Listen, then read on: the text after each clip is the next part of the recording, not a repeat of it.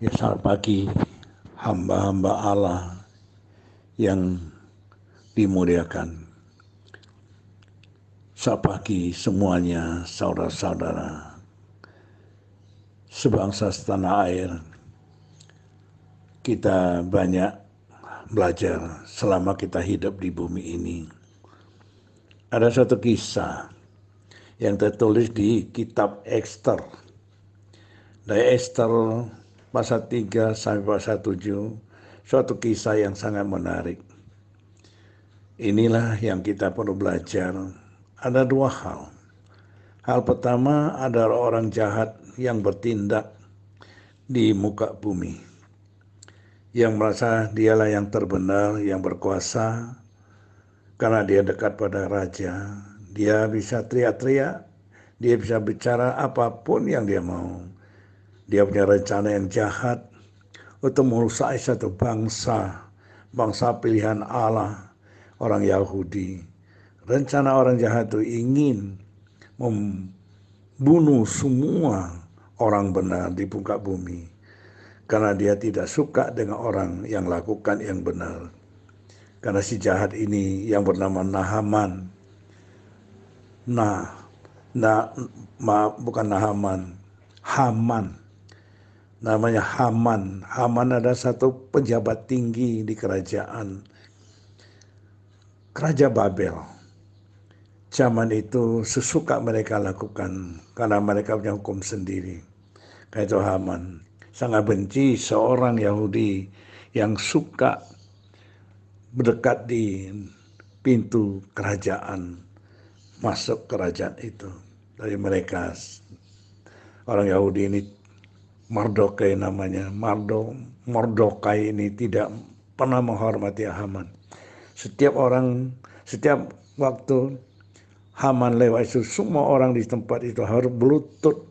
Cuma satu orang Yahudi ini tidak mau berlutut. Sehingga ya Mardokai ini, orang Yahudi ini, adukan Haman kepada raja.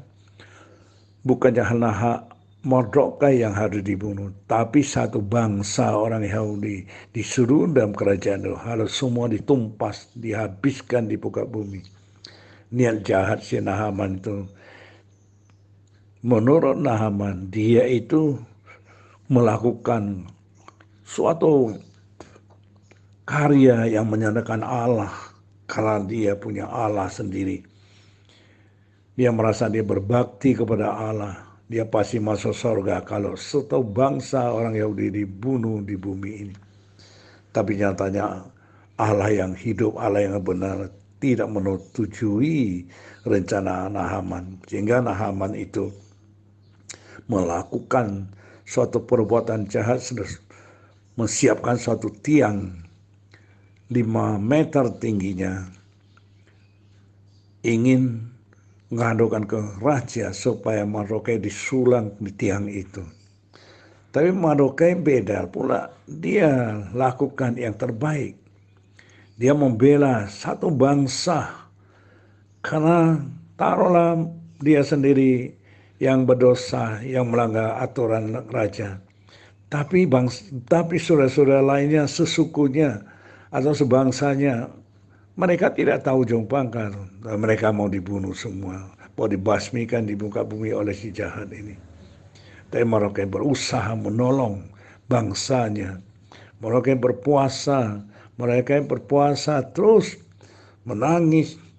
Akhirnya Ester, anak angkatnya yang sudah jadi ratu, mengetahui kabar itu, hingga Ester melakukan suatu tindakan menghadap raja. Sebelum menghadap raja, Ester ini ponakannya Mardokai yang ayah bapaknya sudah nggak ada. Dia besarkan sebagai anak angkat.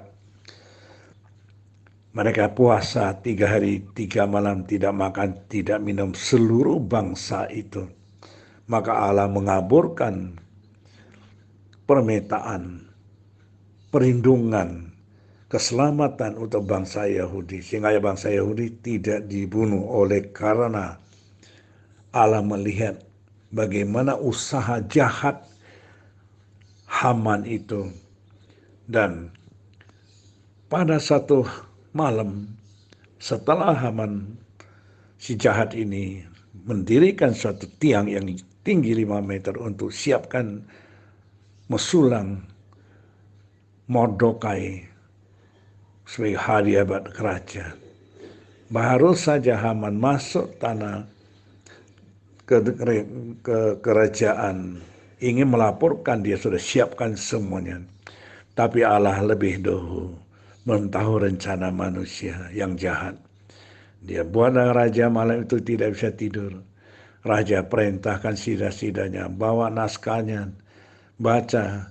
Ketemulah satu kitab tercatat bahwa Mordekai pernah selamatkan raja. Waktu itu ada 2 sida-sida yang jaga raja, niat jahat membunuh raja. Kedengaran rencana itu ada Mordekai. Mordekai itu persembahan ke Esther. Esther sampai kepada dia atas nama Mordekai. Pada saat itu raja ketemu Mordekai yang selamatkan raja. Dia tanya pada sida-sidanya, orang yang baik seperti ini, yang sudah menolong nyawaku, apa yang dia dihadiahkan pada? Sida-sida jawabnya, tidak ada satu apapun dihadiahkan. Dan dia juga tidak pernah menuntut, meminta. Ini orang baik, kata raja. Ini harus dikasih hadiah yang tertinggi, yang terbaik. Masa orang jahat datang menghadap raja, mau laporkan tiangnya sudah dibangun. Raja begitu lihat di pelataran depan, siapa itu? Tanya sida-sida. Dia bilang, si Haman. Suruh dia masuk. Raja suruh Haman masuk. Begitu Haman masuk, belum sempat Haman berbicara. Raja menanya, Haman, menurut engkau, apa yang dapat saya hadiahkan yang terbaik kepada orang yang saya berkenan? Hamannya senang, pasti akulah orang yang berkenan. Dia kasih tahu, Raja, ambilkan pakaian yang raja pernah pakai kerajaan, pakaian kerajaan dan mahkota dari kerajaan. Kenakan pada orang yang raja berkenan. Kemudian raja perintah, Haman kau lakukan, kau ambil itu semua. Terus Haman bilang, dia diarak di sepanjang jalan dalam kerajaan supaya semua orang tahu, orang datang dari belakang, dari depan harus ngiringi orang yang raja berkenan supaya berteriak bahwa raja berkenan orang ini. Menurut Haman pasti dia yang berkenan. Tapi begitu raja keluar perintah, setiap perintah raja keluar dari mulut nggak bisa ditarik lagi. Maka Haman, kau lakukan semua itu seperti yang kau katakan. Satu patah kata apapun kau tidak boleh berubah. Haman mau tak mau lakukan. Panggil Mordekai datang, musuhnya si Haman. Haman sudah ingin sulangkan dia di tiang. Malah sekarang kerajaan diduduki oleh Mordekai. Haman jatuh pingsan, pulang ke rumah nangis. Tapi sebentar lagi datanglah sida-sida jemput Haman untuk minum-minum bersama raja. Saat dia minum-minumnya sama raja, Mordekai sudah pulang ke rumah, sudah pakai pakaian kerajaan, mahkota kerajaan. Dia sudah dipercaya oleh raja karena dia orang yang berkenan kepada raja, lebih tinggi jabatan daripada Haman. Saat Haman lagi minum, diadukan Esther, ratu kerajaan itu. Raja tanya, apa yang kau minta Esther? Sampai setengah kerajaan pun aku akan berikan pada Esther. Jawabnya, kalau aku dapat kasih pada raja, karuniakanlah nyawaku dan bangsaku yang berniat jahat untuk membunuh satu bangsa.